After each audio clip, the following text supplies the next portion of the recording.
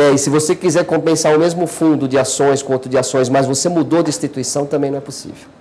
Mário, falando um pouco agora sobre restituições, que esse é sempre um aspecto que gera muita dúvida, né?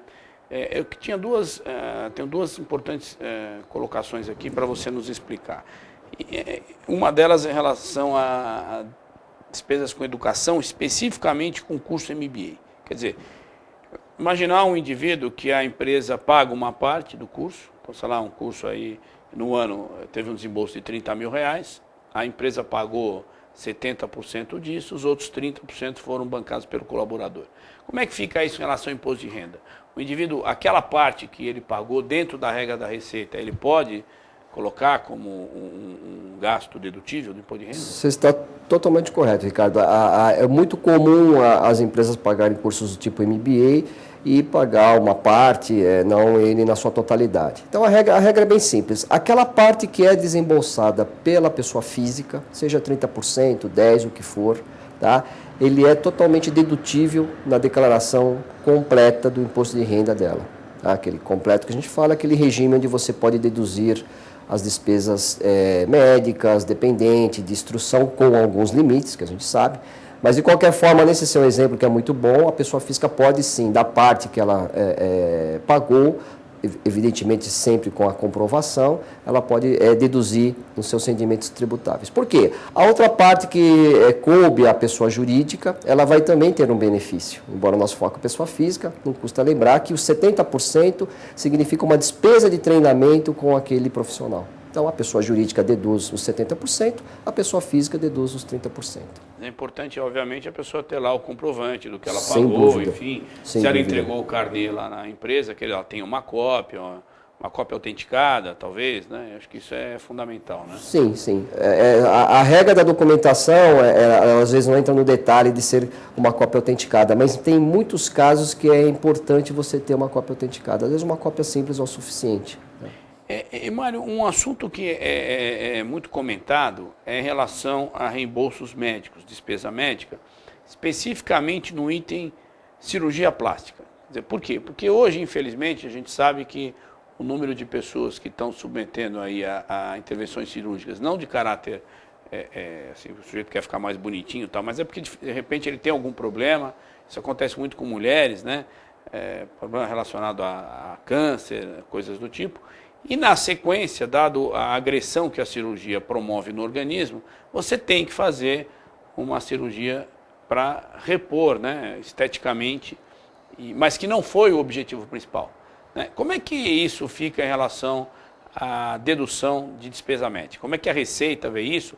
Como o contribuinte deve fazer para, de fato, poder comprovar que aquela cirurgia não foi por questões estéticas, né?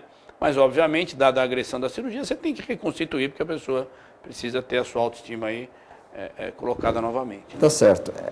As despesas médicas, elas têm uma regra geral, que são aquelas que não se referem, por exemplo, a tratamento de estética. Então, na ótica do fisco, como regra, ele não aceitaria uma despesa de cirurgia plástica. Tá? Porém, a gente já teve esse assunto recorrente na nossa experiência. É possível, sim, no seu caso que você exemplificou, usar essa despesa com uma estética que foi reparadora decorrente de um outro problema, que é um problema cirúrgico, câncer, um tumor, enfim. Tá?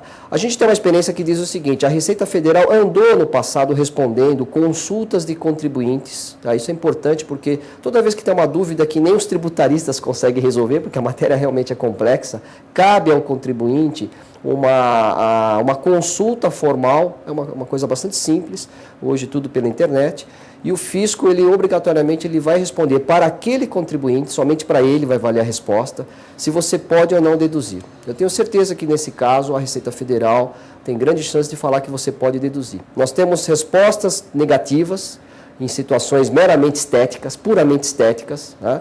Onde o fisco fala, não, a regra aqui não é para esse tipo de despesa médica. Mas no seu caso, a gente tem já precedentes positivos no sentido de que você sim pode deduzir. Isso é muito importante. E normalmente os valores são relevantes. Os valores são relevantes. Lembrar que isso dá uma dedução boa para a pessoa física. E muitas vezes as políticas das companhias de seguro-saúde, elas acabam reembolsando parcialmente esses gastos, né? Outros assuntos que são muito recorrentes e importantes dizem respeito, por exemplo, a envolvimento em herança. Então tem uma pergunta específica que eu recebi de um internauta, ele falou o seguinte, ó, meu pai recebeu um imóvel de herança do pai dele em 1973.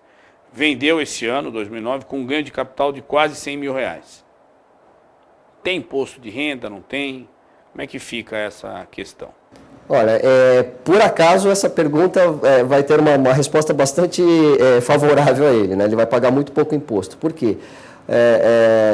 O pai, ele adquiriu um imóvel de herança do vô dessa pessoa que está perguntando, do pai dele no caso, e é importante que esse imóvel foi passado para ele num ano que é exatamente um ano que o fisco dá um benefício. 1973, ele está no período compreendido entre 88 e 68, que tem uma redução tributária. E como é que funciona? Quanto mais antigo em relação ao ano de 1988, você tem a cada ano 5% de redução no imposto, sendo bem prático.